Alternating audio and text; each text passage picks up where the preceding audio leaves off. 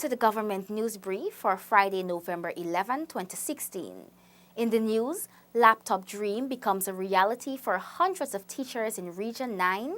Pensioners will now access their allowances with ease, and the Ministry of Social Cohesion holds consultations in Rockstone Region 10 to help draft its 5-year strategic plan. Stay tuned for these and other stories. Thank you for staying with us. I am Renetta LaFleur, and here are the details. The journey to a new digital era in schools in Region 9 began yesterday. Hundreds of teachers received laptops that they can use to better enhance their students' educational experience. Paul McAdam has the details. A team comprising Minister of Indigenous Peoples Affairs, Sidney Allicock, Minister of Telecommunications, Cathy Hughes, and Head of the E-Governance Unit, Floyd Levi, yesterday distributed 460 devices at 3 locations across the region. There were celebrations as teachers received their laptops. They expressed their gratitude, describing the program organized by the Ministry of Public Telecommunications through the E-Governance Agency as one that was eagerly anticipated. Computer scientists working in the hinterland as head of the Information Technology Department of the St. Ignatius Secondary School, Abina Ben, says that she probably has a lot more appreciation for the devices than some of the other teachers. It really pains me when I see that around the Caribbean, technology is being used in every single subject area. And in the Rupununi, the gross lack of technology is sad. You know, my friend who is the head of the science department said to me one time that even in physics, sometimes you have questions about the internet. And our students here would have been robbed somewhat because of that lack of technology. We're expected to compete on equal ground with everybody else. And so I say that I probably appreciate it more than others because technology is my field. Minister of Telecommunications Cathy Hughes explains that the goal of her ministry goes further than just laptop distribution. She says that the ministry is working to create a series of ICT hubs across the region where members of communities, including teachers and students, can go and have internet access and connectivity. We are starting the road to those improvements. And in fact, I have 2 members, including the director of our e-government unit, which is the unit that is charged with delivering these laptops and providing internet access to all our communities to a higher standard than we usually have. And Floyd right now is not here because he's checking out the site, the cell towers, and looking at what it is we need to do so we could provide better service in terms of internet and broadband connectivity to this area. Meanwhile, Minister Allicock told teachers that as government delivers on the laptops promised, the expectation is that they will use the devices not only to excel, but to bridge the divide that exists between the hinterland and the coastland. Beginning with the computers, it is the connection that we need to make for this nation to be one. We've been divided too long, the coast and the hinterland. But we have education both sides, and we need to share that education.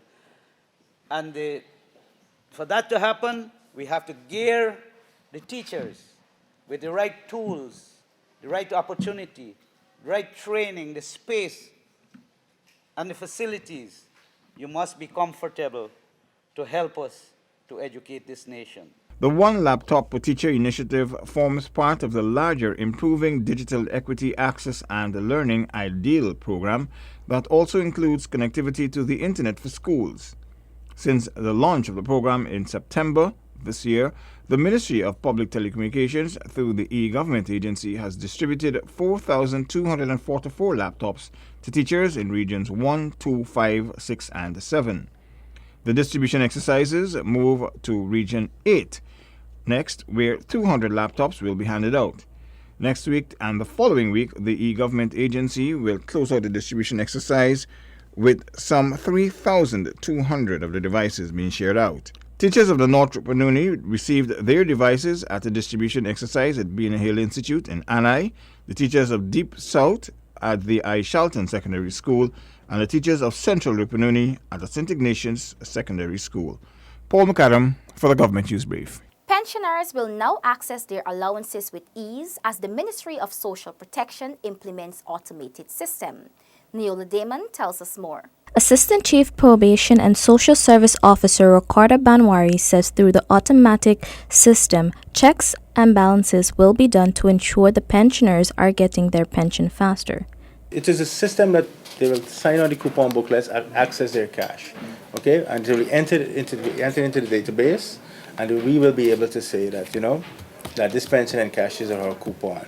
Added to that, we will be having the agents. There are some agents, for example, persons who are shut-ins. They're the people that are not able to go to the post office to uplift their pension, okay? So we will be able to have in that database the names of the agents who are going to be authorized to uplift on behalf of the pensioner. The new system will not take away the coupon booklet system, but will run parallel with it. Banwari says the system will be more transparent. He adds that if a pensioner has relocated, he or she must inform the post office. If a pensioner moves from one location, for example, a person moves from Anna Regina to Rob Street, they will not be able to uplift a book here in Rob Street because if they would have informed us prior to the distribution, we would have been able to have that information changed. So it is important that we inform the pensioners that if you move, let us know. Once you inform us, we document it, we change it into the database, and your information, your coupon booklet will be moving with you at your new address.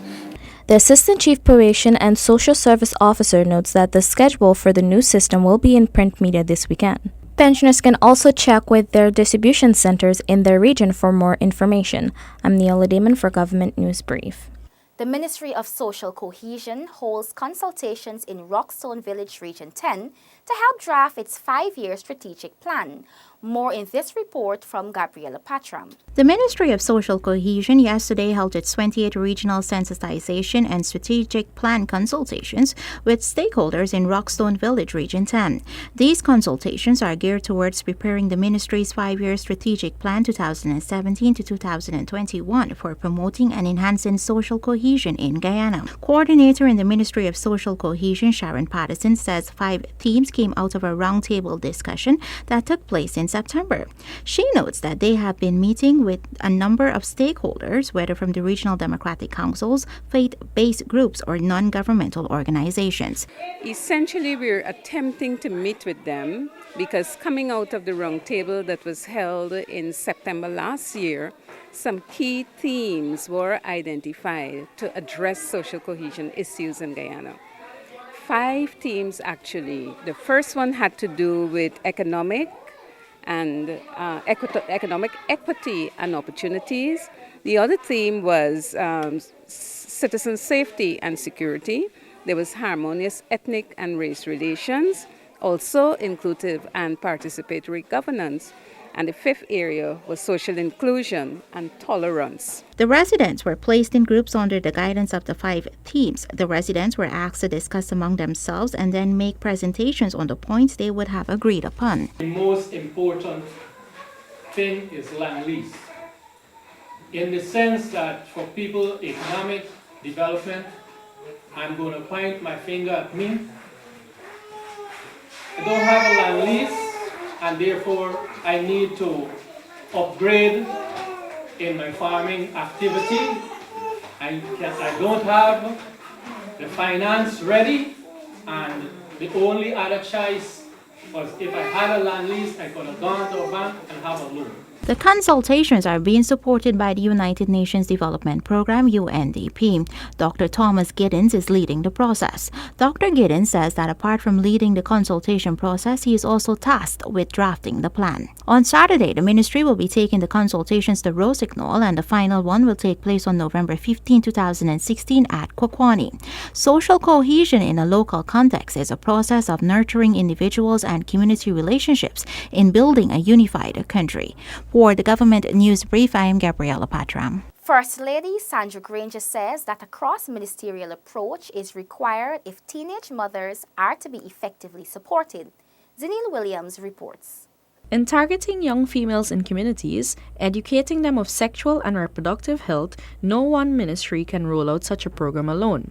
First Lady Mrs. Sandra Granger has pointed out that key ministries must play a role in ensuring that necessary systems are in place for educating teens. I started to think maybe the communities ministry could get involved, so they have the centers where young people can go, learn about sexual and reproductive health, learn life skills, get some education, training, whatever, social protection, social cohesion, public health.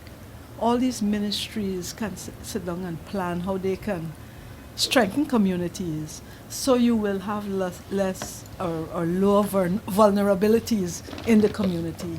The First Lady says that ministries play an integral role in implementing policies and systems that can lay the groundwork for women and young girls' empowerment. Teenage mothers are those who may need extensive support. When you think about these young people with their lives before them, what are they going to be?